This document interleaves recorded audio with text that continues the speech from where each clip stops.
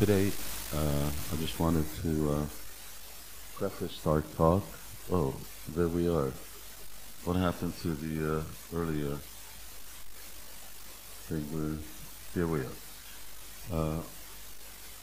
Our topic is Varnāśrama. It's something that I felt in the last few decades of my Krishna consciousness to be an important calling, something I connected with when trying to develop the Hungarian yatra, and as I increased my sort of studies of Srila Prabhupada's instructions in this regard, mainly the importance, and I'll try to really get that across. Let's see if, oh, we're still there. Lord Chaitanya here is asking, what is sadhana and what is sadhya? So, Varnāśrama is neither sadhana, neither is it sadhya, and that's why Lord Chaitanya rejects it. Varnāśrama is the basis for sadhana, and it's certainly not sadhya. It's certainly not perfection. It's certainly not the goal. But Srila Prabhupada in conversations, Bhaktivinoda Thakur in his commentaries makes very clear that Lord Chaitanya isn't rejecting Varnāśrama as a social system in terms of the question that he asks and in terms of the ultimate goal of life. There, as he was saying, you know, sarvadharman parityajya, no, this is external. So it's external to where he was going.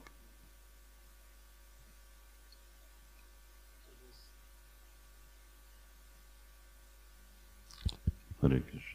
So this, so this conversation then is, you said it's the foundation. So the Varnāśrama system is meant to create an environment or a social structure in which we can build upon and grow as devotees. Human beings live in the world, and they're social animals. What is the social structure that favors the ultimate goal of life? Now, we have a lot of social structures in the world. Some of them seem to be working for hundreds of years, but they are not favoring the ultimate goal of life. They are just the antithesis of that, and that is they destroy the very spiritual fiber of human beings, and and ultimately they fall apart in due course of time. Couldn't we argue that the Varnāśrama system has also fallen apart, even though it's meant to be an eternal system created by the Supreme Lord Himself, but yet it seems, is it that it's functioning in some sort of order or disorder now, or, even within our society? Everything is the material world is temporary, so even Varnāśrama here is temporary. Krishna comes in the material world, and that's also a temporary appearance. But Varnāśrama itself works when properly followed. But, and I guess we'll discuss that, Varnāśrama has to be adapted according to time and space, and Bhagavatam discusses that. Satya Yuga, there's no Varnāśrama, but Dwapara Yuga and Treta Yuga there are. The nature of Kali Yuga, and it's Sutta Goswami who points out that you have to make adjustments according to the abilities of people, but basic principles stay the same. Guna, karma, vibhagasaha. Okay. Maybe you have some quotes, Marge, from Srila Prabhupada you wanted to share? Srila Prabhupada, and unlimited quotes. Here's one. For this purpose, there is the Varnāśrama Dharma composed of 4 Varnas and 4 Ashrams. Unless society is divided into these 8 categories, it is simply an animal civilization. There must be some systematized, regulated arrangement. This is not a sole quote. What do you, followers of Srila Prabhupada, do with something like this? In other words, unless there is Varnāśrama, it's an animal society. So we can't just read Prabhupada's books, follow Srila Prabhupada, in one way, be selective, and other things we sort of shift out of the way or dispose of. This is a very, very heavy statement. Prabhupada saying only one thing works, Varnāśrama, and everything else is animal society. Why animal society? Because it's only to do with eating, sleeping, mating, and defending. Bas. That's it. That's what the goal of any society is. Call it communism or democracy or totalitarianism or fascism or this or that. But ultimately, it's all about that. And people just get bewildered about what they're doing here in this world, and they lose this very valuable human form of life. So, yes, and is it just for karmis? Is it for non-devotees? Because sometimes that's the understanding. But no, Srila Prabhupada points out that it's for devotees. As here, Prabhupada is answering, where will Varnāśrama be introduced? In our society, amongst our members. How do we teach people to chant Hare Krishna? We do it ourselves. And because we chant, other people chant. So Srila Prabhupada's vision was that we need to be able to show that it works. We have to be, this society, International Society for Krishna Consciousness, has to actually be a model. It has to be a pilot project. So we have to show how it works, which is really quite difficult because for many reasons. Devotees, well, we'll talk about that, the difficulties. But one is our lack of willingness to do that. It's a high-stakes project. It's more difficult than building a temple, going out and selling books on the street, or worshipping the deities. This is like, social engineering, and it really requires one thing, which is cooperation amongst devotees for a single purpose. That for us is difficult to do because you have to be very Krishna conscious for that. So yes, it's for our society. We need to, until it works here, it's useless. We're not talking about making the world into a Varnāśrama society. We're talking about making the International Society for Krishna Consciousness. And it's very interesting that Prabhupada chose this word, International Society for Krishna Consciousness. Now, you tell me what our social model is for a society. Do we have a social model? So we're always saying ISKCON, ISKCON, but what's the social model? There's no social model. We're a church. We're a religious organization. So there's so many churches. You've got churches down the street. We're a church. We have centers all around the world. But as far as a social structure, we have no social structure to point at. So the real weak point when either sociologists or cultured people or anyone ask, okay, you talk about, spiritualizing the world. What's your social model? And are you doing it? Maharaj, this is an interesting point because it seems that initially Srila Prabhupada kind of founded the society on the premise of making everyone Brahmins or educating us in a way that we become Brahminical. But it seems as time went on, then there was more emphasis put on Varnāśrama. So is it that Srila Prabhupada kind of changed his mind or changed his opinion or perspective on this? No.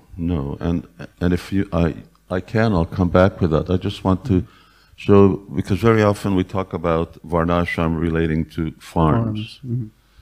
Yeah, Varnāśrama, we're going to do it somewhere, or in Krishna Valley we do Varnāśrama, but anywhere we read in our Shastra, Varnāśrama's everywhere. So Varnāśrama's in Mathura, Varnāśrama's in Dwarka. Bhaktivinoda Thakur says Dwarka is the capital of Varnāśrama, because all the Varnas and all the ashrams are very prominent there. So it was the whole world. It's everywhere. The benefit of farms is that you have full control in a certain area of what to do. You probably notice that here in Lechmore Heath you don't have full control. It takes us 40 years to have a little control over our own property, what to speak of our next door neighbors. So we don't have full control. But farms are essential because in one sense they help facilitate and really get things moving, and that comes later.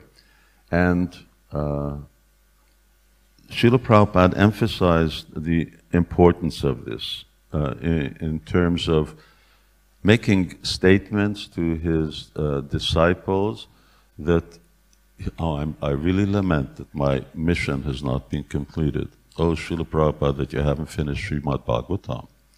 And Prabhupada didn't say yes.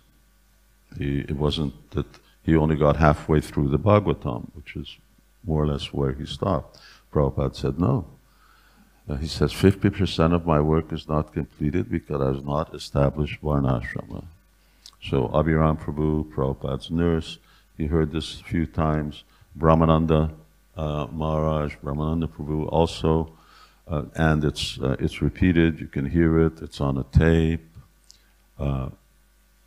What do we as Srila Prabhupada's followers do when we're left with a legacy of fulfilling Prabhupada's mission? We're trying to maintain the first 50%, and for instance here, we're really doing a laudable job of that. But what about this other 50? And talking about 50 years have gone by, and what's happened? So it's an important principle. When you're asking about, there is this idea that there's an evolution, that Prabhupada's vision evolved, and that he wasn't so concerned initially with Varnāśrama. If you go back to Srila Prabhupada wrote this treatise on Ramananda Samvad. He had this view of Gita Nagari, and this is going back in 1957. At that time, his name for the International Society for Krishna Consciousness was the Gita Nagari Project, where everything was based on the Bhagavad Gita. And there Srila Prabhupada talks about everyone practicing Varnāśrama, devotees following the Varnāśrama system. I would say that Srila Prabhupada's emphasis and urgency for establishing Varnāśrama certainly increased in the latter years, because we're talking about 12 years. But Prabhupada also had a sequence of things that he needed to institute. So, before establishing the society, he needed to turn animals into human beings, and then try and get them to chant Hare Krishna and follow regulative principles, deity worship, his books, and so on. And then Srila Prabhupada started placing more and more emphasis, especially how he saw Prabhupada's quote, "Why are they falling down? If you're so transcendental, if devotees were so much above the Varnāśrama system," which in one way you can say devotees, not necessarily transcendental, but they already fulfill the need of Varnāśrama, in the sense that one function of Varnāśrama is to bring people to devotional service, so they're already in devotional service. But the other aspect is that devotees struggle. They struggle to get up in the morning. They may be initiated, but they get up at 3:30 in the morning. So they may be Brahmins, but what's a Brahmin who gets up at 8 o'clock in the morning? And how clean are they, and how austere are they, and of course, do they stick to their vows of initiation? Prabhupada was complaining about sannyasis falling down. They're meant to be the most advanced, and now they're falling down. So Prabhupada, yes, it was very important that the social model be there in order to give a more proper foundation. Is that... Who you took off the numbers from my thing. It's a little harder to see which one's which. Anyway. So it's not that Prabhupada didn't think it was needed at one point and then he thought it was needed, but rather it was always there and the urgency of it became more and more prominent. It sounds like it was also more of a practical thing. Like you said, he had to make people turn animals to humans and get people first chanting. I guess one of the first things he did was introduce Grihastha ashram because he had to get people married because they were already freely mixing and mingling and like that. So in one sense, the aspect of introduction to Varnāśrama was there. But Maharaj, as you mentioned, it's been 50 years, and it's 50% of the work, and yes, oh, wonderful. Sorry, go ahead. I'm trying to find out where we are. Yeah. Mm-hmm. Yeah, so 50 years and 50% of the work is, it seems like a lot of that 50% is still remaining to be done. Maharaj, would you agree? I don't think we started. 100% and 50%. Well, I think you've made some powerful inroads. I mean, that's something maybe we can discuss a little more later. But certain framework. You know, you get a farm, you have a few cows, and you feed yourself. But there's a lot more to Varnāśrama than just that. So Varnāśrama is more about organizing, dividing society into both social and spiritual divisions of 4 that you know, and that each one of them accepting both the rights and obligations that fit them. They have general rights and obligations, and they have both specific. And Varnāśrama is really about those rules and rights that facilitate different varnas and ashramas. Maharaj, this is a big... And the most controversial one. Okay, you're going to say it, aren't you, Maharaj? Yes. Women. God, he had to say women. Oh, God. Okay. This is... Cat's out of the bag now. Your religion, not mine. I didn't... The distinction between the specific roles of women within society. So of course that's a hot topic, and we're not about to discuss it and get into it in detail. But it's also, you try and do that nowadays in Krishna consciousness movement, what to speak of outside.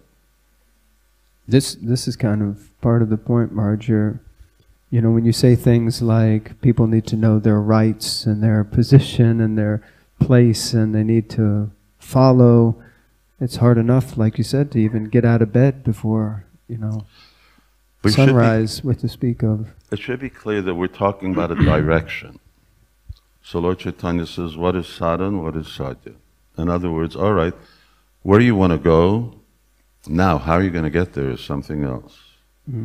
So we need to agree on the fact that we need to have Varnāśrama, and then we need to agree on what that's actually going to mean. Now, how we're going to get there, how long it's going to take, and it's not that I've got answers to all of these things or magical formulas. That's a different story, but at least we need to start off with where is this movement supposed to be going? Because unless you have that, then you're just meandering around and we're lost. And we're supposed to be giving direction.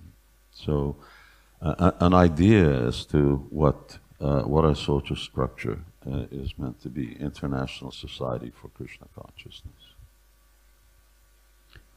Maharaj, you mentioned Varnas and Ashram. I know one of the experiences I have often, well, of course, both of them is a challenge for many devotees. The big question that's often asked is, how do I know what Varna I am? And of course, many people may see or think that they're in a mixed Varna. Devotees are often confused about what ashram they should be in, or when they get into one, they want to go to another, like that. So how are we meant to know how we fit in? I mean, if this is a beginning aspect of understanding who we are and in the material body, and where do we fit into this social structure? Practically speaking, we are Varnasankara. In other words, we are, our Varna is so mixed up and so confused that it's very rare that you can point out this person is this one, that person is that one. And that's because of our samskars, and that's because of our past lives and so on. So establishing, and I've done quite a bit of research on that. We've done that in Hungary, going around the country, taking surveys from devotees after making presentation. Okay, what Varna do you think you're in? It's practically always had to be that a majority, in other words, their nature, the majority part of their nature is one Varna, but clear-cut Varnas, it's very hard for devotees to say, I'm this. Just because things are extremely mixed up. But we're in Kali Yuga, and we're mixed up. And it will take generations until you have pure Varnas. So Prabhupada said, in future, the generations, the children, they'll be able to actually light fire by mantra. Why? Because they'll be pure Brahmins. They will have the samskars, they will have the Shakti or the power, but we need to get there. But in the meantime, we may have to take roles that don't 100% fit, and we do it. We've got managers here who take the roles of Kshatriyas, we got pujaris who take the roles of Brahmins, and teachers who take the roles of Brahmins. We got other people who are cleaning up and take the roles of Shudras. They're all Vaishnavas, and that's their primary identity. So even though we may say somebody's a Shudra, but we're not saying that in a derogatory way, we're just saying he's accepted that service. But actually, a devotee's primary identity is as Vaishnava, and it becomes an offense to identify a Vaishnava according to the type of Varna that he has, because he's beyond that in that sense. When you mention that, it kind of reminds me that sometimes also there's this misconception with Varnashram related to the caste system and the degradation of the Varnashram system. So how are we meant to move that out of the consciousness so that people, because as soon as you hear, oh, you're a Shudra, or maybe I'm a Shudra, no one wants to be a Shudra. You know, it's like it's kind of a... We're already less than Shudras, so it's only going up. Kalo Shudra Sambhavan. Why? And it's not true that they don't want to be Shudra. When I had no problem, and 60% of devotees put up their hand. 60% of devotees identified themselves as Shudras. This was in Hungary? This was in Hungary. I bet we do it here, we do it with individual groups in temples, go through a course. Ultimately, devotees, according to guna and karma, do a self-assessment and discuss that with others who know them. I'm more or less this. If you just have to say one thing, that's the difficulty. Which one? Because they're so mixed up. Why not? We're Vaishnavas. That's our main identity. And so for serving Krishna, why won't we do anything? We've already done everything. We wash toilets, we wash so many things. Do the service of a Bangi. Am I Bangi because I wash toilets? But be a Bangi for Krishna if that's required.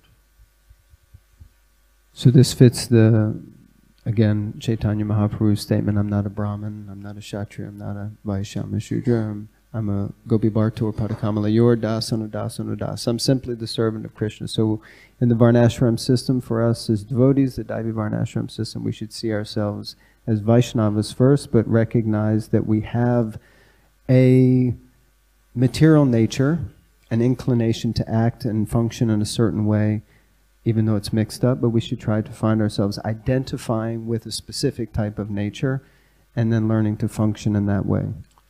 Yes, and they're practicing sadhana bhakti. Mm-hmm. So even someone whose inclination is to be a Shudra or Vaishya, still they're also meant to be practicing sadhana bhakti. Vaishnava, all Vaishnavas. So we're talking about our society. So all Vaishnavas, you've got someone who's an artist. So artist means Shudra. So, but we have so many famous artists, but they're sadhakas, practicing Krishna consciousness. We don't think of them like that.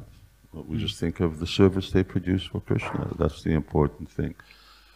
But still, people take a particular role here in this temple. We have, someone who's in charge and others who follow in different ways. We have committees, we have advisors. So this is part and parcel of what a social structure is all about. I'm a little confused with, unfortunately, my English is still, we're still going back to, you can just see a quickie over here that Srila Prabhupada also wanted his temples to be called Varnāśrama colleges. He wanted Varnāśrama to be taught in colleges, and you'll see what the subject matter is there. You can see here, teach internationally students from all over the world to learn to be educated as Brahmins, Kshatriyas, Vaishyas, and Shudras, to be educated as a Shudra. Faithful, honest, always very truthful and very faithful to their master. So Prabhupada wanted, but here the basic thing is that our institutions, Srila Prabhupada started emphasizing to be educational institutions. That's what Prabhupada here also said to the BBC in '73. This is an educational institution. But what are we educating? Okay, one is educating the philosophy of Krishna consciousness, but the other is, Srila Prabhupada he wanted we educate in terms of our social interaction and how our society will function. Everywhere, wherever we have got our center, this program should be introduced. Vrindavan, Kurukshetra, Naimishavana, Jaipur, especially in Ottawa, this property, Ottawa, that's Canada, must be considered by the GBC. If it can be properly utilized, it is nice for Varnāśrama College. Srila Prabhupada wanted that example of a perfect society. And its purpose is to turn a man into a pure devotee of Krishna. It becomes the foundation in concert with pure devotional service, in concert with bhakti. Okay, I'm a little lost for my number slides, but we're going ahead. Okay. So Maharaj, how do you feel that this Varnashram system, you kind of just mentioned it there, can play to help devotees make spiritual advancement? So if I become educated and my inclination is to be whatever, Shudra, Vaishya, how is the Varnashram system actually going to assist me on my spiritual journey? You really hopped ahead in our questions. We're supposed to be back on number 3. Number 3, okay, sorry. We got a bit of a script. He told me to be relentless. So 50%, Maharaj, how come 50% hasn't been done yet? But this is to answer your question. Yes. Chanting will go on. That is not stopped, but at the same time, Varnashram Dharma must be established to make the way easy. Mm-hmm. We know how the work that we do, the lifestyle that we lead, the environment that we're in, how much it challenges our ability to actually chant Hare Krishna 9 times out of 10 or 99 times out of 100. The question about chanting is, how do I have a controlled mind? So what's the best environment for having a controlled mind? Environment that doesn't agitate your mind, and the lifestyle So accepting and embracing that type of lifestyle, Srila Prabhupada's to make chanting easy. And this refers to the question that you just asked. I'm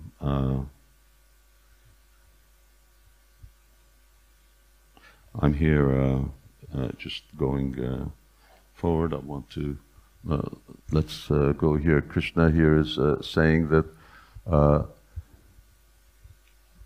in terms of Varnashram relating to devotees, taking full shelter in me with mind carefully fixed in devotional service of the Lord, spoken. What are you doing? What are you doing to my thing over there? Varnasrama in action right here. Oh boy. Whatever it is, without personal desire and practice, the social and occupational system called Varnāśrama. Another Srila Prabhupada, Krishna here is pointing out, and you find quite a lot of this in the 11th canto discussion on Varnāśrama, that Krishna gives Varnāśrama as the need of the day for pure devotees and for the means for attaining perfection. They're wedded together and they're not separated. This is the need for the practicing devotees. All right, let's continue on with your questions. Let's find this little video. Do we have that video somewhere? Now we're already at the end. How do we turn this on? I think it's coming now. This is, wait, before you turn it on. This is Vishaka Devidasi. I guess you were there, taking Yadu Varparu. This is from the final lesson video, Srila Prabhupada's last days. And this is, you can see, October 21st. So this is 3 weeks before Srila Prabhupada's departure. And Srila Prabhupada is translating and commenting. And you can see its relevance. In his last days, Prabhupada is talking about Varnāśrama in the 10th canto of Srimad Bhagavatam, of all places. Here now we're talking about Krishna's pastimes. And Srila Prabhupada is talking about the need for a social structure which facilitates devotees to rise to the mode of goodness. Anyway, let's listen to His Divine Grace. This is a few pages. Yeah, and if you dim those lights, especially the ones here, great. Now you can start.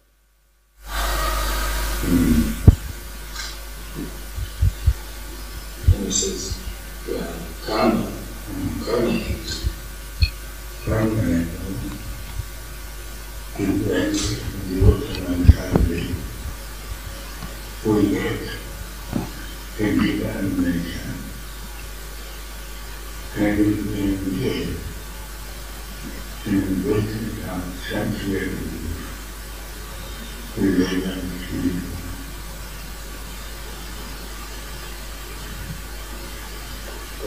the karma is that they open up the gate. Yeah. And according to the practices from divine nature, we get the body, karma,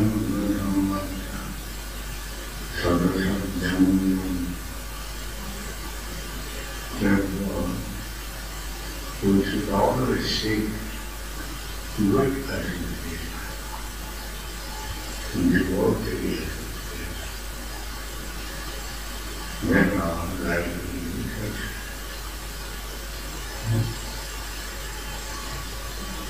In the lessons of the Buddhas, Sadhana, Jnana Vicheka Moha Eva. Well, we live with good appreciation, then we like it in knowledge. That means actually, when man from the company. So, if we have the chance of the devotee, then our very chance is we want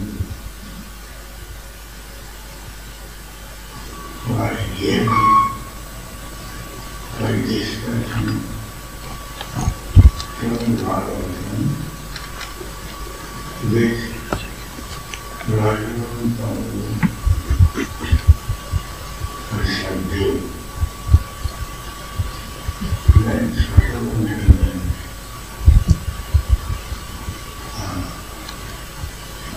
not surprised all of it.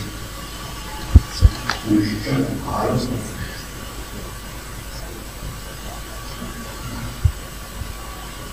Then we got the one cannot enjoy harmony. Therefore, Varnāśrama is so essential that people live in struggle.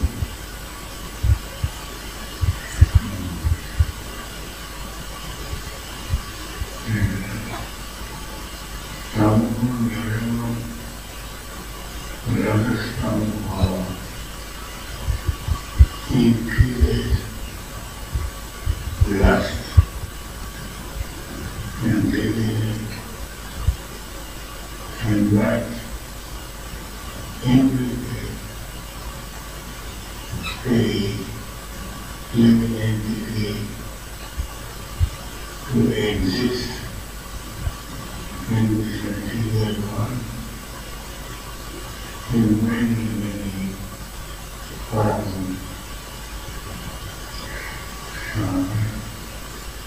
Very therefore, they should be brought into the room that is time to spend on one night. How to bring people into the room.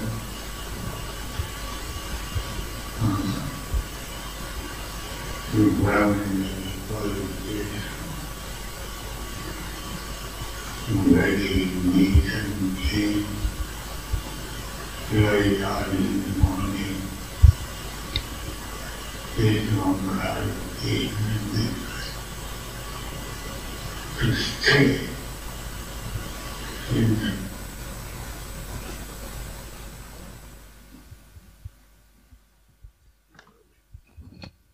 Hare Krishna.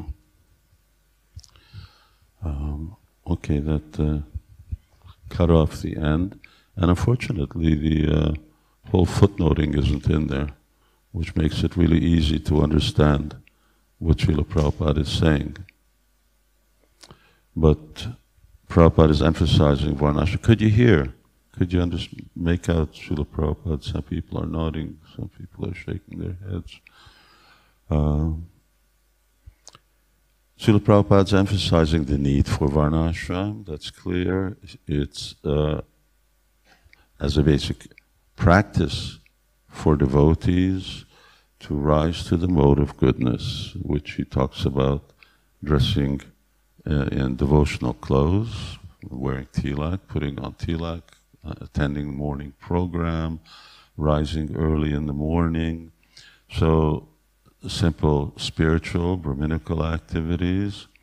At the same time, he keeps repeating this need for insulating devotees from the influence of that type of external influences that are detrimental to Krishna consciousness, that will actually pull us down into the lower modes of material nature, in which then spiritual life becomes very, very difficult and impossible to practice. So, yeah, I'm sorry that that's not there, and we went over this verse already. Yeah. Maharaj, that was very powerful to see. Of course, that time is very intense. It's difficult to even watch it for myself. Something's on Prabhupada's mind. It's obvious that this is on Prabhupada's mind. One of the last things that he's saying. Yeah, I think earlier when we were speaking about it, you were saying that this may have even been one of the last real statements or conversations that Prabhupada... Well, that I know that's on the film. That's where Prabhupada is speaking. Everywhere else it's the narrator. Mm-hmm. Yeah. Yeah, so obviously Srila Prabhupada is making a powerful statement about the implementation of Varnāśrama and the benefits. Yes. So, Maharaj, could you explain to us maybe again how this Varnāśrama system can benefit the community of devotees and our sadhu sangha and association? I can now because I'm able to use my Apple computer. And unfortunately, the setup over here is not geared for such Varnāśrama culture technology. And therefore, we've been technically challenged over here for the last half an hour. In London, we use Apple TV, Maharaj. You would have been also. But we just don't have the space. Yeah. Here you can see that, as I pointed out before, is that the two support each other. The benefit that Srila Prabhupada pointed out in that video is that it helps devotees rise to the mode of goodness. So the whole idea of Varnāśrama is sense control, control of a certain lifestyle, engaging people according to their natures, which means least struggle possible. This in itself is a very controversial thing. You know, our society is set up with the fact that anybody can be anything. And Varnāśrama says you can only be what you are. But what are you? And of course, the spiritual answer is that we're spirit soul, and the other one is, but we have certain conditioning according to our past. To identify that conditioning, and now who's going to identify? This is not a matter of just self-assessment. In fact, in Vedic culture, it's not self-assessment. Other people tell you what your Varna is. And other people also generally would tell you when to get married, who to get married to, etc. Arranged marriages really doesn't go down well in the direction our world is going in. So, and coming to the mode of goodness is a systematic thing. It requires proper structure, organization. You need to make it as easy as possible because Kali Yuga is against us already. So this is the most difficult time. We have a host community that's going in a completely different direction. So we need to make life easy for ourselves, and Varnāśrama makes it easy. It makes sadhana about as easy you can. You still have to do it, and it still has its challenges, but at least your life isn't committing more problems for you. Marge, I have a question on this point about mode of goodness. Of course, whenever we read about the different Varnas, usually they're situated in the different modes or more heavily influenced by those modes. So how is it that someone is being trained or coming to the platform of the mode of goodness, if they're from the Shudra nature, then they're naturally influenced by the mode of ignorance? If they're Vaishya, passion and ignorance, and Kshatriya's passion, how does that? Devotees, remember, devotees' identity is Vaishnava. By proper sadhana, they become empowered. they become empowered to a certain extent, Saganan Samatitaitam Brahma Bhuyaya Kalpati, if they're actually strictly following. But nonetheless, the influence of past modes can't be denied. And that then becomes an anchor to some degree or another. Either one mode or another, either ignorance or passion, even goodness is an anchor. And that also has to be dropped in due course of time, or raised. So, but devotees need to purify those things, and the best place to purify them is those particular varnas that free them. Let's take the example of ashramas, because we don't have any problem with ashrams. It's quite strange that, you know, one half of it we've already been doing for 50 years, and then we make such a big thing about the other half. So why do devotees get married? They get married because that is the most stable position for them to practice Krishna consciousness. Why do devotees stay Brahmacari or Sannyasi? Well, Brahmacari meaning lifelong. Well, hopefully, because that's the most stable position for them to practice Krishna consciousness. So, in either case, it's not a derogatory situation, and we've seen that in the past, where grihastas are seen to be in a lower situation or fallen, but rather, if they're strict and they follow the Varnāśrama system, then it's the best place for them. So what's the best place for everybody?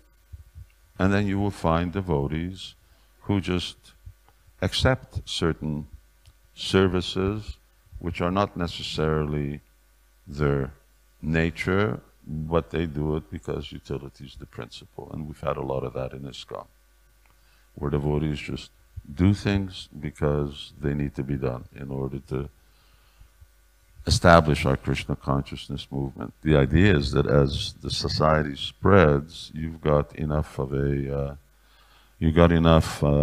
human presence that you can start to make the luxury of actually devotees acting according to their nature. We had a lot of problem with, devotees having to do things that they found very difficult, whereas doing something else they were very comfortable with. But still, sometimes we obliged to know we really need this, and the this was usually sankirtan. Would you say, Maharaj, that this has been one of the impediments, or one of the obstacles to the establishment of Varnashram, not having enough human persons around? Yes. We don't have enough devotees. We have many things to do, practical things to get done. It's a luxury that now everyone's going to act according to their nature. So, but if devotees, and when we see how devotees can get empowered by Krishna consciousness to do all kinds of extraordinary things, but they really need to be connected. And when they disconnect, then they sort of fall away from those things, become very difficult. Okay, Maharaj, do you have an? This is one of three. How are we doing? We're doing okay.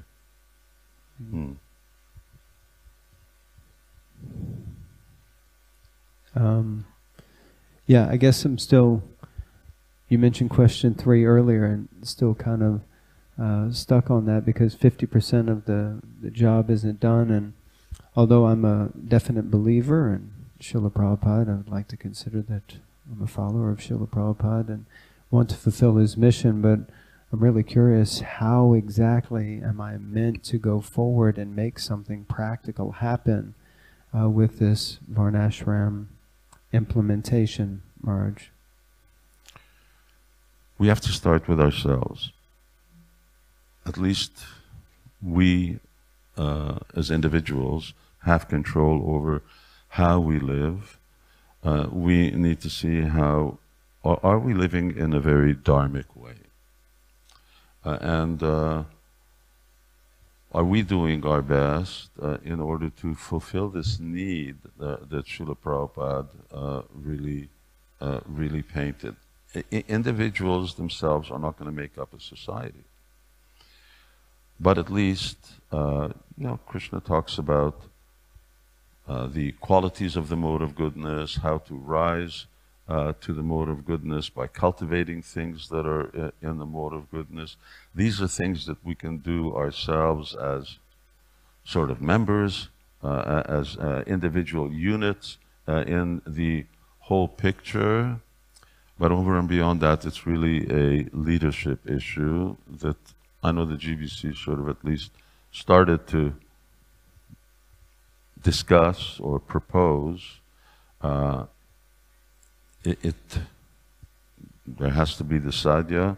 How we're going to get there, that will take time, and it's going to take a lot of agreement, because ultimately you need to have, if we're an international IC, then we should have ideally one Varnashram form. But if not, then at least in a country you have countries have similar understandings of Varnashram actually means. Now, for instance, in Hungary we're moving forward. Where do you have that book? Yeah, so we're writing books. I wrote this one. I stopped writing the second one. I got interrupted to something else. This is about the Varnas. The other one is about ashrams.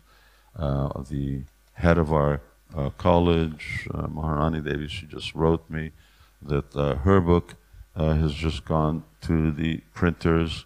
So we're coming out with certain education on the principles of Varnāśrama. And what we've concentrated on over the past year or two is emphasizing certain basics that Nair talks about, and he talks about 21 qualities of a human being. And I think I made a presentation on that before, and discussing those in detail, and how do we put them into practice in our own personal lives. This then makes us relevant units that can actually fit in to a greater structure. So you got good bricks, then when you got good bricklayers, then they can make a nice building. So at least that we're good bricks ourselves, and we qualify ourselves to actually fit. It requires, I think, a real psychological shift of what that sadhya is, what that purpose is. That you're willing to have others help define what your work should be, how you should work. That work is, of course, the Varnashram system is basically an agrarian system. And it's not an industrial system, it's not a technology system, it doesn't require IT, it doesn't require a lot of these things. It's not about farming, and it does have industries, but it has cottage industries, it has basics, because the difference between the ethos of Varnashram and the world that we live in is that Varnashram is about spiritual development. It's not about GDP. It's not about sustainable development. There's no development. It's about spiritual development. It's not about economic development. It's about economic stagnation. Feed yourself, have a house, be happy in your home, and chant Hare Krishna. So it's not about getting more, getting bigger, about some kind of material progress. It's about being satisfied. Now, that is not what the world is about, but forget about the world. What about what devotees are about? What are we about? So, now should everyone just, I don't know, sell their properties in Bournemouth and Letchmore Heath? And no, but let's start at what the goal is and try and think about these things. Then let me go back to the controversial point. In Varnashram, the role of women, for most part, there are queens who are really extremely dominant in their roles. For the most part, is that of mothers, housewives, etc. That really doesn't go down well in the world today, and it's not what we do. I wouldn't suggest that that happened tomorrow, because our Krishna conscious movement would collapse. That's not how Prabhupada built up ISKCON, and that's not how ISKCON functions at the present. I certainly don't have that in Hungary. So it's 50-50 in terms of service responsibility and in terms of performance. But where are we going? So once again, all right, what the goal is, where are we supposed to go? And that's another goal of actually where we want to go. So these things are things that devotees need to think about, talk about, and embrace, because unless we're agreed on where we're going, and we're just going to talk about Varnāśrama for the next 10,000 years. Meanwhile, it's likely the system around us is going to break down, and we're going to wish we had done something to establish a social structure within our movement, because the structure that's outside, certainly, as we were just discussing before, right now, if you run out of gas, you're not in a good place right now, and all these kind of different things that are happening in society because the social structure isn't functioning. So it probably behooves us to get started somehow. Although I must say, Mara, some of the things you said, I do have questions back. Just one of the things you mentioned was we need agreement, and we seem to be in short supply of agreement on just about any topic in our own society, what to speak of in the world around us. That's what Prabhupada said, cooperate. Your love for me will be shown by how you cooperate. Very, very difficult. Yeah, it's very difficult. Yeah. How do we cooperate when we have different angles of vision and perspectives on things? And it certainly starts by communication. And there's really been a lack of communication. There are certain devotees in the movement, some of my godbrothers, god sisters, who really championed Varnāśrama, but that's just like sort of, it's not being mainstream in terms of our leadership's vision and consciousness. In one sense, there's good reason for that. We really had a lot on our plates. So establishing Krishna consciousness, building this bill. I mean, we've been fighting a war here for 40 years. So then it's, you know, how many fronts can you move out on? And so, yes, there are a lot of things that we've been doing. We financially get footing, identify ourselves as a real accepted religious organization. But anyway, we need to discuss and we need to communicate. which is what we're doing today. Yes. And trying to bring it out to the forefront.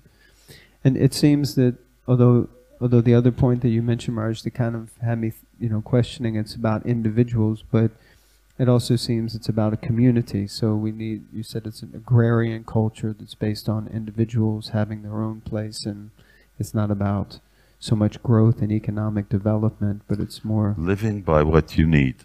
Living by what you need. Which never increases. It's always probably the same. only decreases as time goes. Yeah, it's just always the same. You can only eat so much, and living by what you need. But that's not the world we live in, and that's not the indoctrination that we've had. We are brainwashed to live in a consumer society by wanting more and more and more. So it's a real different world. And that's why they would say, well, India was so backward. Mm. So if you want to compare it to a country where economic development and consumerism is God, then you say India is backward. If you compare it to people who know how to live by what they need, then this is backward, and that's progressive. Although the whole world was like that up until about 300 years ago, up until the Industrial Revolution. More or less everybody lived by what they needed, except for some aristocracy who lived in excess, but still the world was like that. It may have not been Varnāśrama. And I wonder if, I just wanted to see if, show you, because Varnāśrama actually exists in one form or another, and Srila Prabhupada makes that point very clear, that of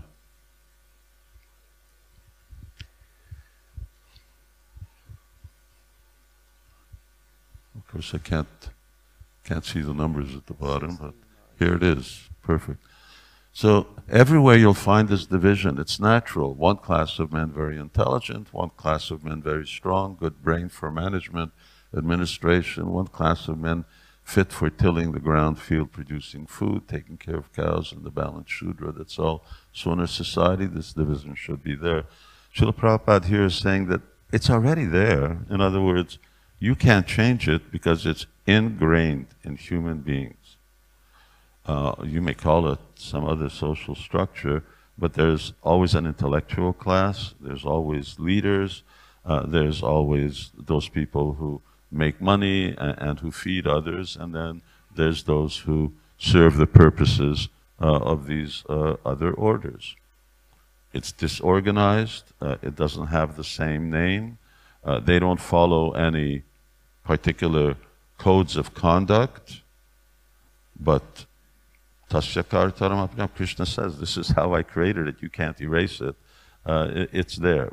One way or another, Varnāśrama is always there, but of course, this is not progressive. This goes nowhere, Varnāśrama. So it's not a systematic division, and it's not based on Shastra. But it's the intrinsic nature of the modes of material nature, how people are then directed to live and conduct themselves in the world.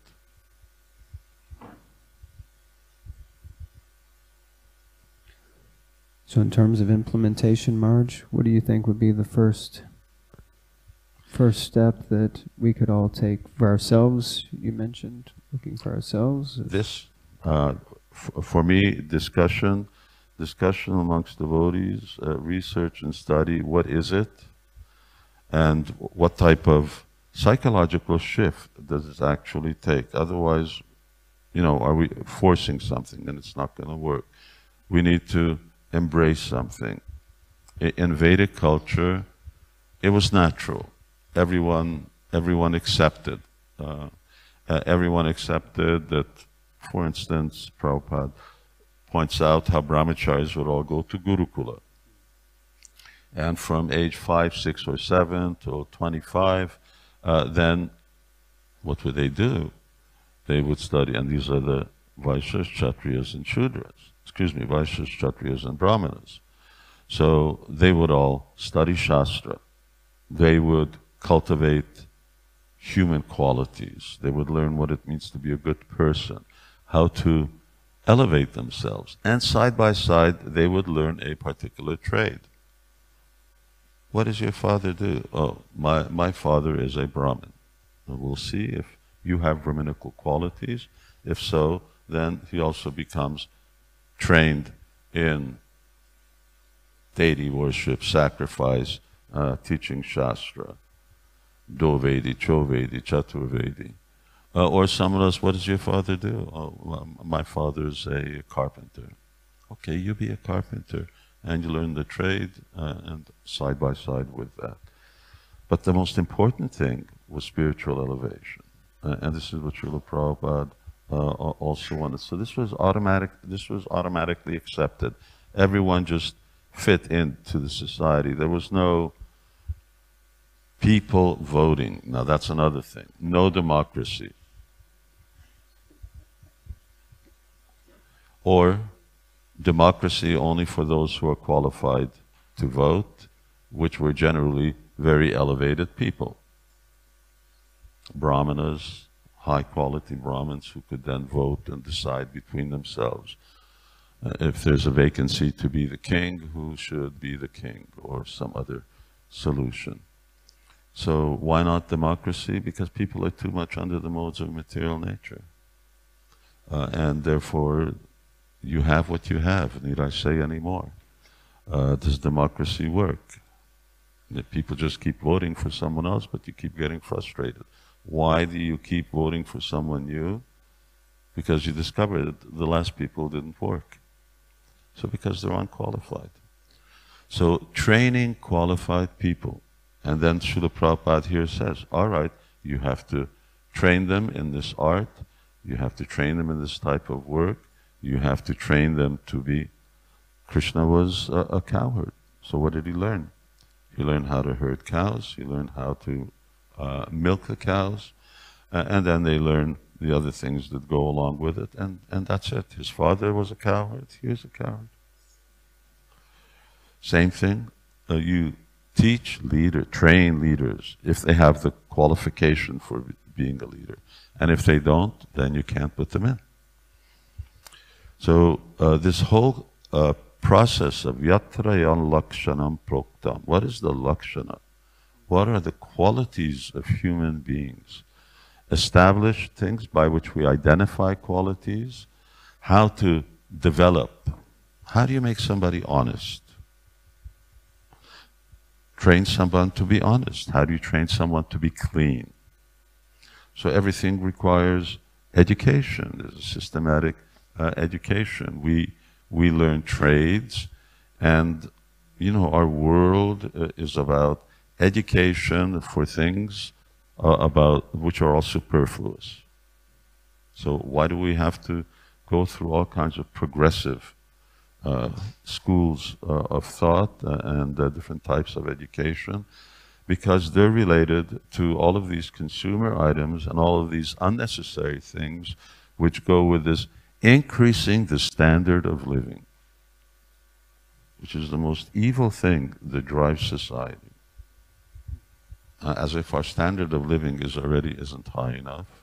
But it's like, the sky's the limit. This is Ravana. Ravana's idea was, I'm building a staircase to heaven. This is what increased standard of living is about, a mechanical stairway to heaven. It doesn't exist. I don't know if you know about it.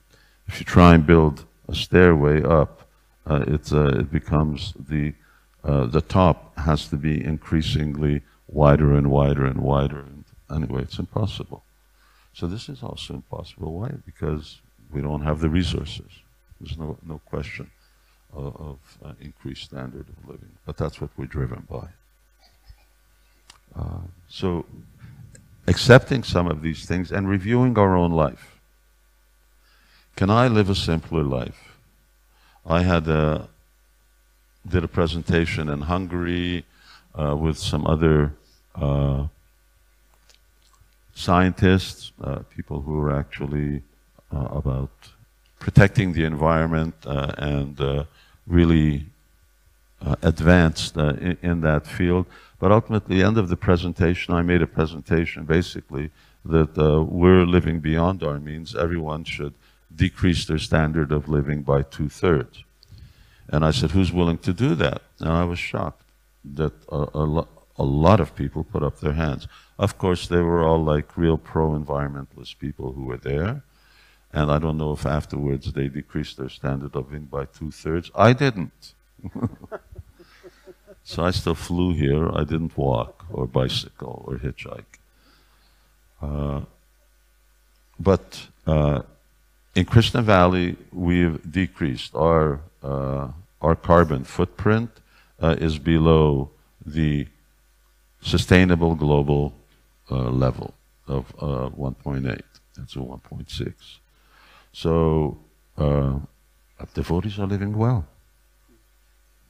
And our GDP is somewhere approaching the standard of Germans, despite the fact that no one gets paid. And everyone only gets what they need. And how we figure that out, don't ask me, but it's one of our devotees who's expert at that. Krishna had a high standard of living. They had no technology. Krishna wanted to go save Rukmini. He didn't hop on an airplane. He just drove his chariot. He's still driving a chariot. Of course, it went pretty fast. Doesn't have ordinary horses. But they didn't change. They didn't change the way they moved. They were moving, traveling, living in the same way, and it did not change. From Lord Ramachandra's time to Krishna's time, practically speaking to Chaitanya Mahaprabhu's time, nothing changed. Not just in India, well, of course, other parts of the world here where barbarians were living, but in terms of, and still are, but in the civilized world, it didn't change. What changed is that people were going back to Godhead, and people's consciousness was being purified. Now that's a real challenge. Am I willing to live in a way that's not changed? And can I actually, all right, forget about going back 2/3, cut down on my standard of living by 10%, 20%, 30%, consume less. So these are some of the, and how can I live in a simpler lifestyle? Because very often, especially here when I look around, this community is often driven by peer pressure, expectations from parents and relatives who really want them to be achievers, make their mark in society, and be equal to the host community that we're living in, or surpass them. And in many ways they have, materially, but at what sacrifice, at what cost? So, simplifying our lives. Now, Prabhupada's one thing for simplified life is the farm communities. We're devotees, what are you doing living in a city? Can you do it living in the country? Now before, if I suggested this 2 years ago, everyone said it's impossible. But now COVID made it possible that everyone can work from home. You can do it. So, and you know, when you're on the end of a broadband, whether you happen to be, I don't know, out in the Midlands or you're downtown, it doesn't really matter. So can you? And if you want to, then it could be possible. It could be possible that we live a simpler lifestyle. Because when you come to nature, life does become simple. That's why Srila Prabhupada emphasized this so much, these farms. And note that Srila Prabhupada never lived on a farm, at least in this life. He was Calcutta boy, so he was living in a big city.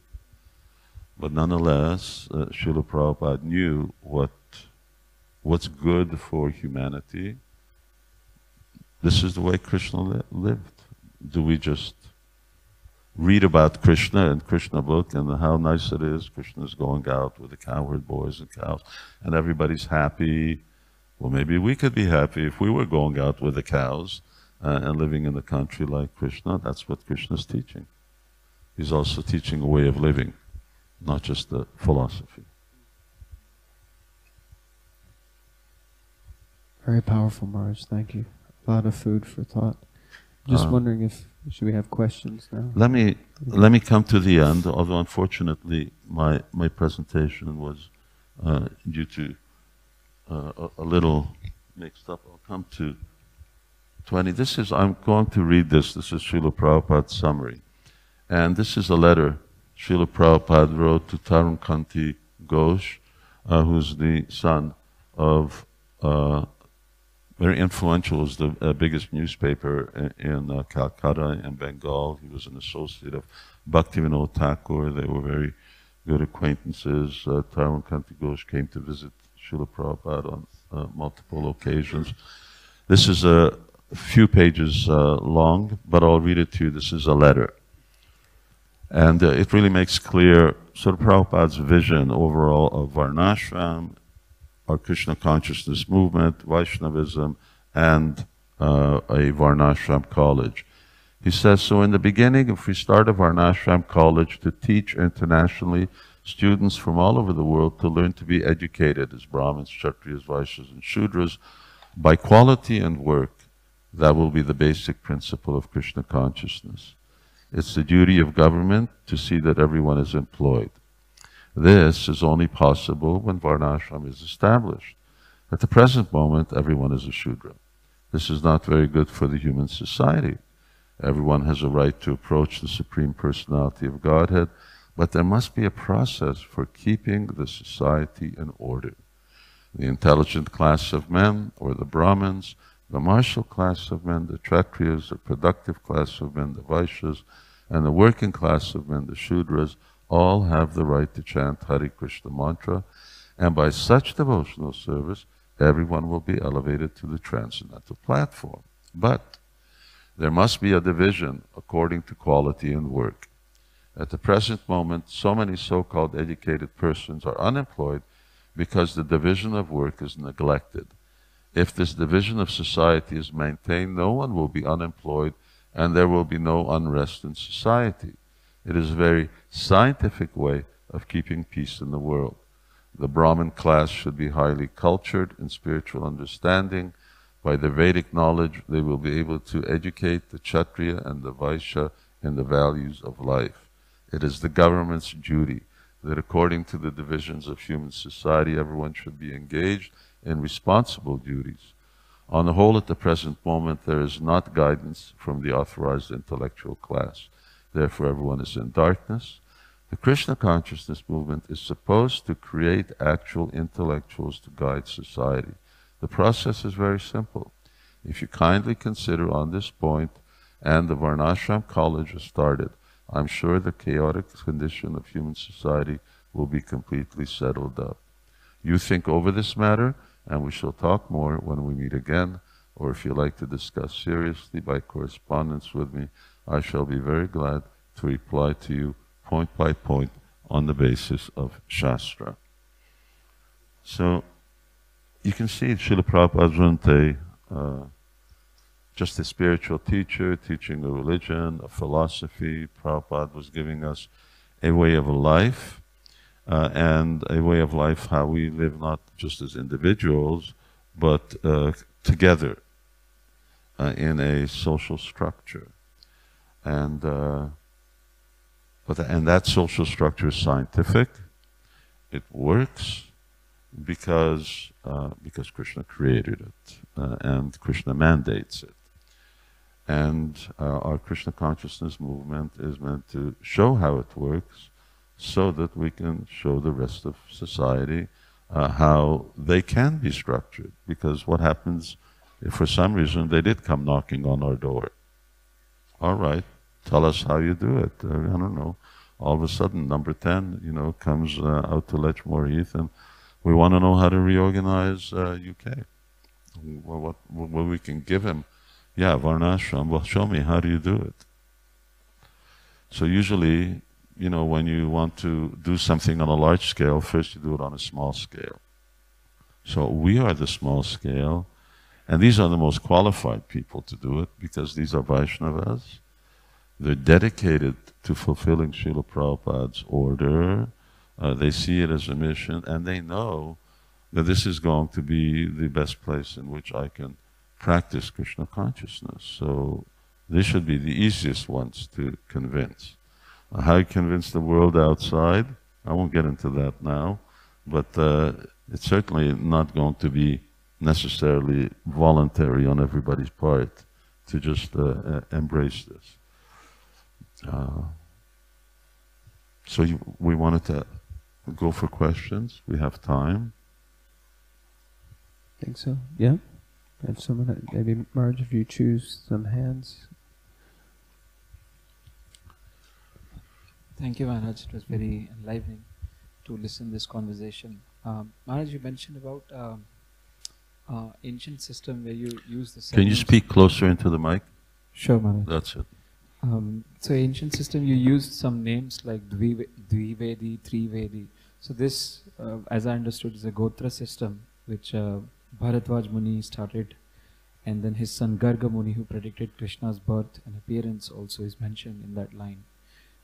So this research exists, Maharaj. What is to be researched more, given that the system you mentioned 300 years ago was all perfect? It was coming from Treta Yuga. It is there till Dwapar Yuga, but just 300 years ago, the world seems to be in a very chaotic order since industrial age. So the documentation must be existing, no, Maharaj? You understood what he was asking? I think that's based on the fact you were saying we need to discuss and research and understand how to implement it. He's saying, but it's all already there, so why don't we just do it, basically? Yes. I think that's what he's trying to say. Why don't we just do it, Maharaj? One is because you have a very classical system in front of you, which generally refers to previous cultures. We need to consider how we're going to actually adapt that.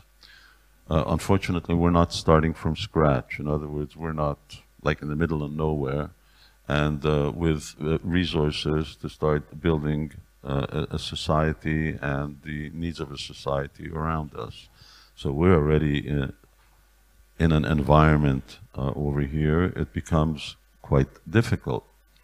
The idea of farming community, and Srila Prabhupada emphasized that, it's very advantageous because you can do just that. Srila Prabhupada's idea was, okay, you have your own environment, you know who your neighbors are, your kids only go to Gurukula, and they only associate with children who are devotees, which is a very important thing, because as soon as they associate with others, they're going to become influenced, no matter who they are.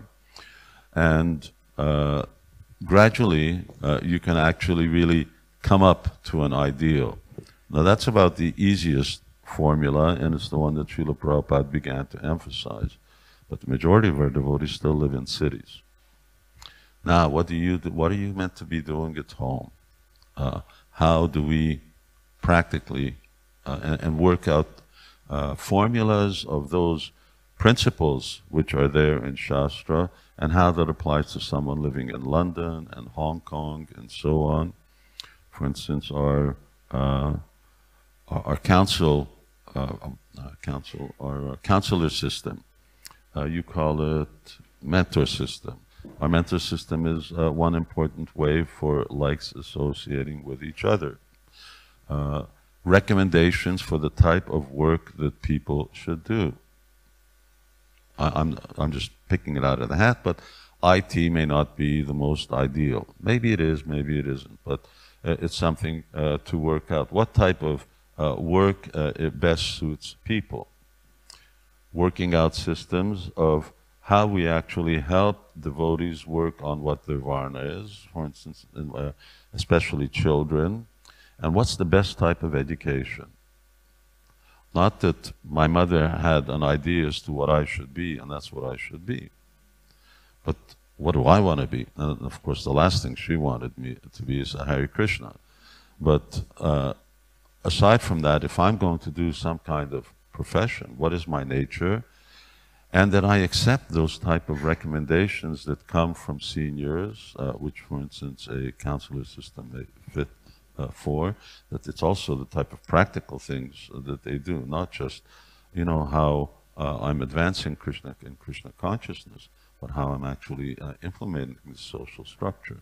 What are destructive work ethics or types of employment, and avoiding those which are constructive, those which fall in line with my nature, and so on. So there's a lot to really work out, jnana vijnana, how to practically apply today, and in a way that gets us out of this. I haven't done it, and you know, I didn't join this movement to be a social engineer. It didn't cross my mind. It's social engineering. And it's very difficult. You know, building a building is easy. Why? Because bricks cooperate. You say go here, they go there. The humans aren't like that. They go here and then no, I want to do something else.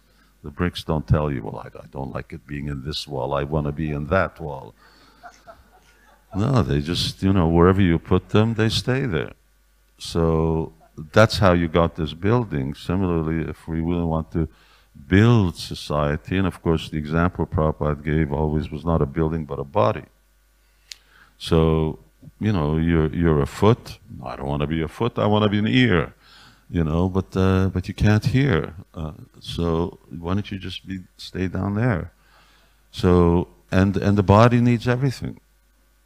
Nothing's dispensable. Everyone's equally important, and that's how we become whole. That's how we become a whole structure.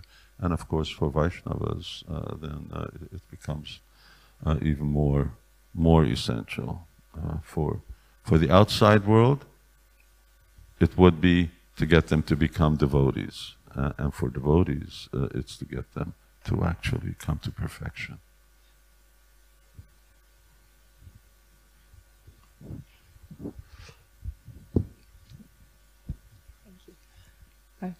Oh, it's okay. Thank you, Maharaj. It was puzzling me throughout your whole class, the example that you just given of Srila Prabhupada comparing Varnasrama Dharma to the body. Because I was thinking, in ideal world, let's say, we've got the Brahmins here, we've got the lovely Goshala, we've got the education.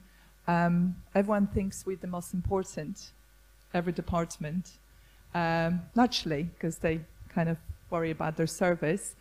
But for the body to work, we need to kind of be the whole. So how do we kind of give up this mentality that we're the most important? Because at the moment, I personally, in my conditioned mind, I see there's a lot of disjoint ideas that this one is most important, that was most important in the society, in our ISKCON society.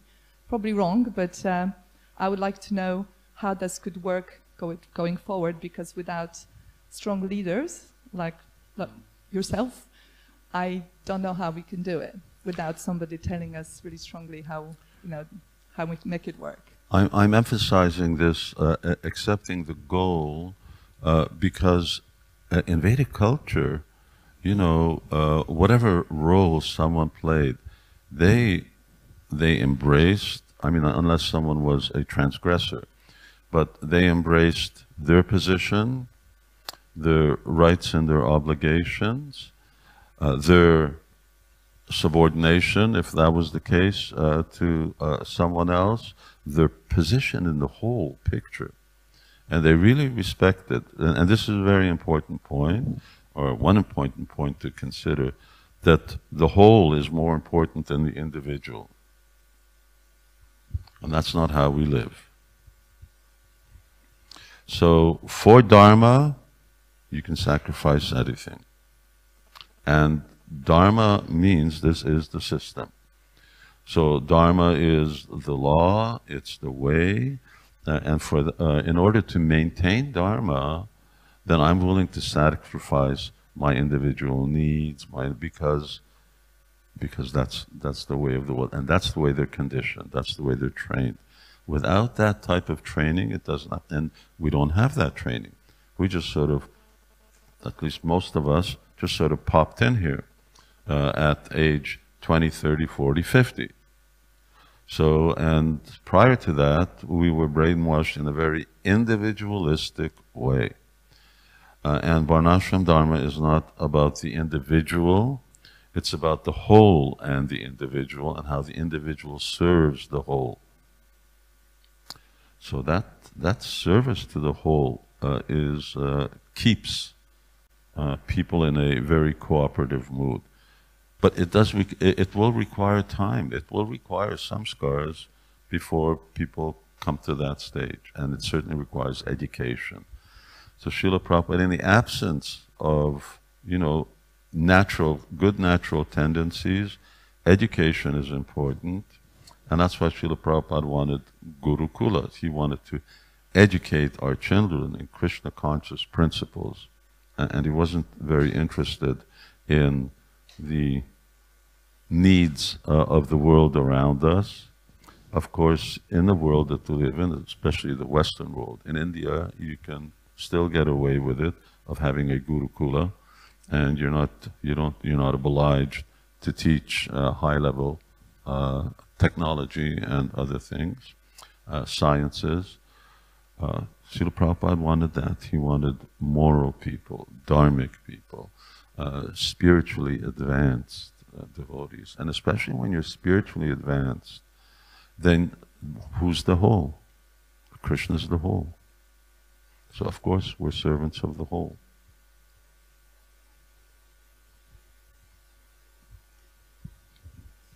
Hare Krishna Maharaj, thank you for addressing this important topic. My question is related to this concept of living by what we need, and the modern culture of success means earning money. So many devotees, or just people in general, one of the reasons they've not chosen the correct Varna, even if they know what it is because that correct Varna doesn't give them material success. And so they then come into Krishna consciousness, they're being mentored, and they find that, but they're at an age where it's difficult to change their Varna. And sometimes we make recommendations that they just step sideways within their particular profession to fit their Varna. And that will take some time to tweak and figure out. It seems to me that the easier place to start is with children. And yes. So my question has two parts. One is, where and how do we address this with our children? And the second part to the question is, I have a concern that even if we address it, and our children are raised understanding what their Varna is, it's very natural, but we don't within our society have enough opportunity for them to serve within their Varna. Yes. So getting going and kickstarting is very difficult. And as I mentioned before, our lack of resources and manpower, our size is very limited. For instance, in Krishna Valley, our Varnāśrama self-sufficiency, well, we figured starts at 2,000 residents. And we're less than 1/10 of that right now. So until you get to a certain number, how does someone become a tailor in a village and live by being a tailor? You can't just be a tailor just with 100 kurtas a year. You don't make a living out of that. So there's got to be enough need. There's got to be enough demand of your produce, whatever it is that you're producing, in order for a person to even have a simple lifestyle, because other people are doing so many other things. So yes, it's problematic, but we need to start. And once again, well, we had at one point a sort of a rural community. It wasn't starting off as a farming community, but it was going in that direction, and that's what this yatra very sorely needs. And to be able to invest in that and build a rural community where our youth can actually see a future. But it's going to be difficult. It's going to be difficult until we're big enough, and especially until that's big enough. So according to the nature that you've got, well, Brahmins should be relatively easy. They don't have much need, much demand. Good leadership. We certainly need good leadership. How people are going to actually feed the society is something else. But of course, that's what then. And the percentages are usually 1%, 4 out of 100, 1%, 4%, 16%, and the rest. So more or less, that's how society falls into the percentage of Brahmin, Kshatriya, Vaishya, Shudra, which means that we need to be able to supply to that percentage as well, and we need to be able to provide employment to that degree. We could have gone a lot further. One major problem is that there has been failings in our farm community, and there has been major failings in this movement's faith in that aspect, which has really impacted the whole progress of this Varnāśrama. So Srila Prabhupada really, really emphasized farming communities. I don't know which one that is. It's back here, and just number 6. If you just go back to number 6, there it is. Here it is, up there. It's already on there. On these farms, we can demonstrate the full Varnāśrama system. If these farms become successful, then the whole world will be enveloped by Krishna consciousness. So Srila Prabhupada really envisaged that we need to emphasize. We had good, large models. At its peak, for instance, New Vrindavan was 800 strong, which is a lot of devotees. And they were doing all kinds of things, from making jewelry to the deities, to building a temple, cutting marble, then hundreds of cows in their herd. It was growing. Gita Nagari was smaller, but much better in terms of agricultural land, excellent agricultural land. It is difficult. These were generally high school, university students, and try and convince them to stay there. I have experience. You try and convince a computer programmer that he should be behind that plow, doing the needful. And very often people are thinking, why am I digging in this garden for potatoes? And in one day of working, I could buy 100 tons of potatoes. And so that in itself, the momentum and emphasis that Srila Prabhupada gave, that got lost. And the growth of farming communities, which could have been theoretically, just like we had a place which had the biggest walled garden in the UK, with a 10-acre walled garden that was 3 meters high, that they used to grow papayas on, not papayas, they used to grow pineapples and all kinds of oranges and exotic fruit, because it had a whole heated wall in it, and that was hundreds of years ago. So, of course, it was done by slave labor, so that's another thing. But it was a suitable property, and there was unlimited scope for expansion. We sold it, and that's just history. So that was 40 years ago. We need to follow what Prabhupada wanted. And here, it's much more difficult. There, it's much easier. And bit by bit, some children won't be able to fit in, because we won't be able to offer enough, but some will. And the ones who do fit in will be able to expand it. And others will also then fit in, and that way it will gradually grow. We just can't, we don't have a formula that was going to solve all problems and satisfy everyone. It's going to be just gradual growth, but we just got to grow. Yeah, it's very relevant issue. I see that in New Vrajadam, we've got children who are now hitting teens and then post-teens. For the most part, right now, the majority are satisfied in staying. Let's see if they stay, and they're finding occupations. Some will not be, especially some of the younger ones. It's obvious from their natures.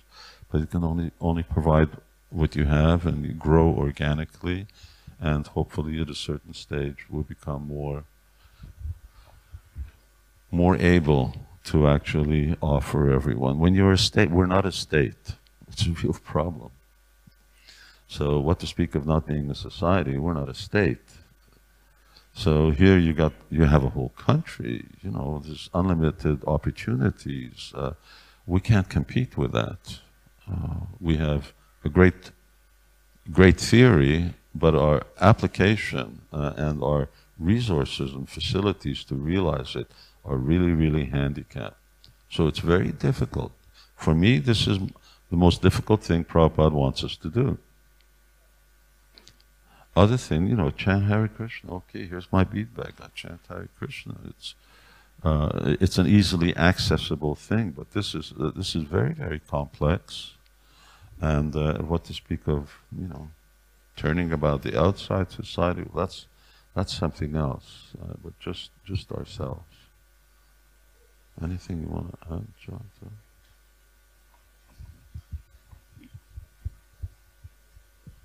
Hare Krishna, Guru Maharaj.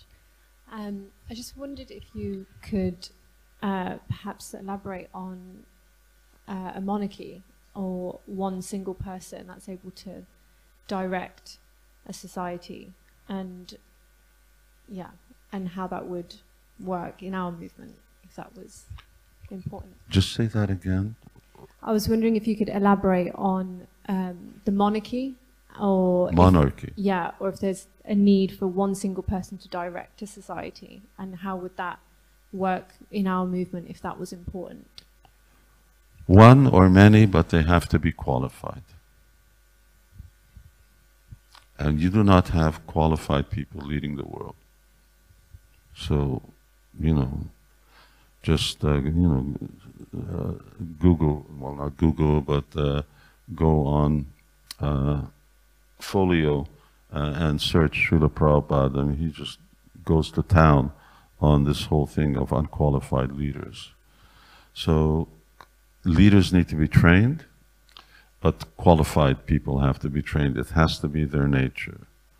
They're chivalrous, they're powerful, they give protection, they're honest. So you have people like Yudhisthira Maharaj, or at least even of a smaller caliber like Yudhisthira Maharaj, but people who are real Kshatriyas by nature, and then that they're properly educated.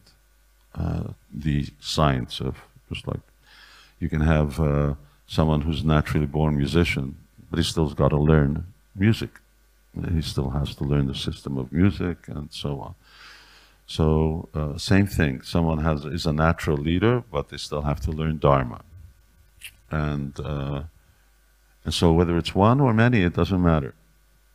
But they have to be, you want to do it with a group, fine, if they do like that. Although that wasn't the tradition. In other words, if you really got someone who's qualified, then one's enough. And if they're not qualified, then it doesn't matter how many you have. You just make chaos. The world is in chaos. So you need those type of people, and that's our vision. Our vision of our children for the future is to produce Yudhisthira Maharajas and Brahmanas. This is what Srila Prabhupada wanted. But that comes through education, spiritual practice, kriya samskars, and so on.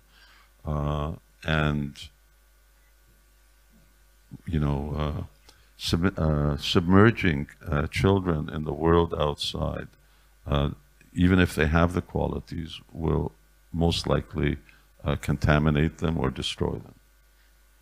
So children need to be protected. And one thing you need to protect them from is what's going on out there. Now that's not an easy thing when you're living in the middle of the fire, to not get burnt. But that's where we're living. That's what we need, real leadership. And in one sense, although Brahmins are the most important and are the head of society, but good leadership is such a need of the day, not just globally, but even in our society. The people, devotees who are qualified, who know Dharma, who know what's right, and their intelligence is trained to make correct decisions, inspire others, and train them. Now, I came to Krishna consciousness movement. I came here to chant and be happy. As it turned out, they turned me into a temple president, and then the GBC, and then a guru, and I mean, you've seen some of it, and a lot of people have suffered at my hands because I wasn't trained. But it wasn't something, and I never got trained. I just learned through the school of hard knocks. I was the one who was knocked around. Other people got knocked around.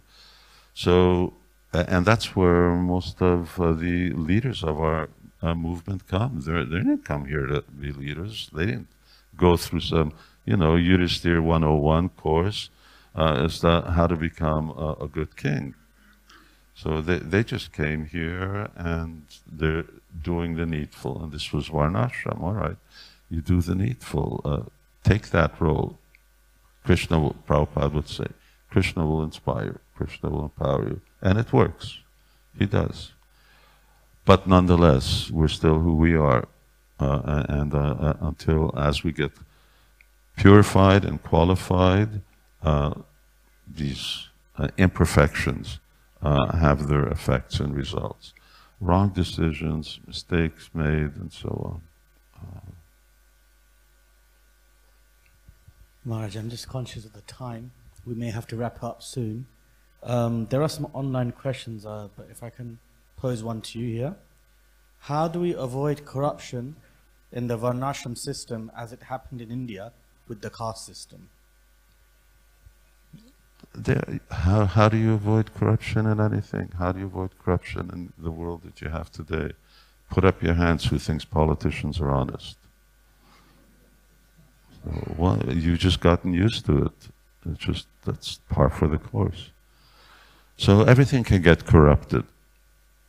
But that doesn't mean that it's not our duty, it's not our responsibility to make the effort to do the right thing.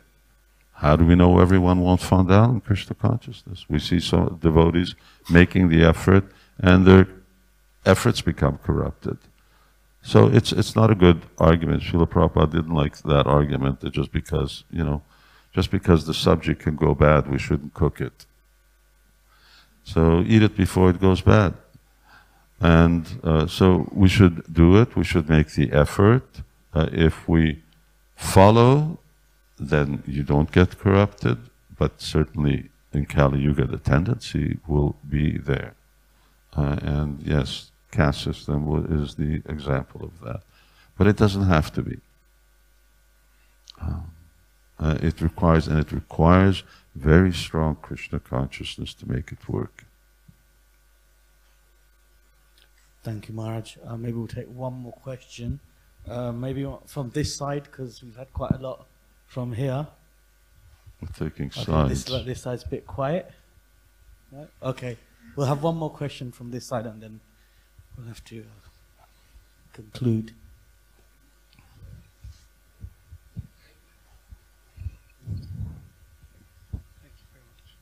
Hare Krishna. Thank you, Guru Maharaj and Janitai Prabhu. I just wanted to ask a question about how the society can facilitate Vaishyas. You were describing in Yuvraj how no one is paid. Yuvraj is owned by ISKCON. I'm just wondering if there's a gap, if my understanding is that Vaishyas are motivated by money. So is that a gap where they would not be facilitated, or how should they be facilitated?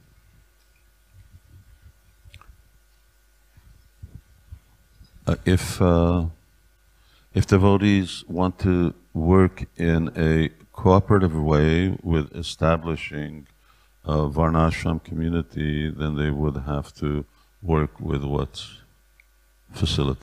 available. So say we have a farming community, then all right, what we have here, are we selling excess produce, or you want to be Vaishya also means that he's taking care of cows and so on. Commerce and other things also fit in. If those things don't satisfy you and you want to be on your own and you want to make money, to which there's no objection, make it in a dharmic way. So get into business that doesn't compromise your spiritual values, doesn't compromise, or something that you can stand behind. When vegans and everybody else and people, environmentalists, start asking you how you're making your money, then you're clean. And you're not destroying the world, you're not destroying animals, you're not destroying human beings, you're not connected to the slave labor in Bangladesh, and you're making your money in a clean, respectable way, and you're showing that it can be done. Because when you do that, then you're getting also Krishna's blessings that go along. And then fine, make money, but then you have to give it. And Prabhupada's ideal was 50%, which is that for a real Krishna conscious devotee who sort of tries to build his life in such a way that he's always able to maximize what he's giving to spread Krishna consciousness, then someone's connected like that. And then with that donation, hopefully the other community can grow and offer other types of means by which devotees start interacting with each other. The Jewish community is very expert. You know, they have this thing that they got, their money goes around 9 times before it leaves the community. So if I want a plumber, I only phone up a Jewish plumber. I don't talk to a Patel. I don't talk to anybody else. I just, hello, Moshe, you got to come over. My, sink is leaking. So they only work with them. Whatever it is that they want to do, they keep it in the community. They've grown up like that. There are a lot of communities who do that. They're very expert. We can really learn from them. It develops not just spiritual strength, but economic strength. And they become very strong and influential. So that's not, who's the cheapest. They may not be the cheapest. And for instance, I'll give you an example. In New Brajadam, we produce a lot of grains, much more than we need. And although we stock and we rotate our stock, just so that we have emergency resources, and producing grain costs money. It's not subsidized by the government. There's no pesticides, there's no anything involved. Now, if I'm trying to sell that grain or that wheat to Budapest Temple, they don't want to buy it because they can get it for half the price in Tesco. So now I got psychological warfare going on over 20 years trying to convince them it's more important for you to pay double the money to purchase that wheat, and then especially the milk. I mean, milk that you buy in the store is subsidized by the meat industry, amongst other things. That's why it's the price that it is. Real milk costs about 2.5 to 3 times as much to actually produce. Are you willing to pay the price? So this is also to do with Varnāśrama, because Srila Prabhupada said, what will be the economy of our farms? You have milk, ghee, milk products, sell it to the temples, sell it to our restaurants, ISKCON restaurants, Om Nom, etc. Of course, they're vegan, right? Om Nom's vegan? Yeah. And that becomes an economic source. But they'll have to pay. You have to pay more. Who's willing to pay more? Well, Sitaram can give you a list of who's willing to pay more. And it isn't necessarily devotees. But there are people who value it and who are willing to pay more on the basis of principle. That it isn't money that determines things, but it's the quality and the karma that's in it that determines things. And it's a different way of thinking, and this is part and parcel of Varnāśrama thinking. That we're not thinking about what makes money. Even if I'm a Vaishnava, we think about value first, and we think about Dharma first. And money isn't the driver. The driver is always what is right.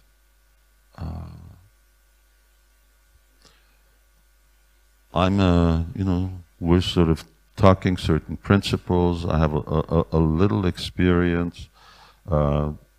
Probably some devotees should learn about sociology, not necessarily from local universities, but study our scriptures, study Manu Samhita, other books, and try to better understand how societies function and how societies are actually developed.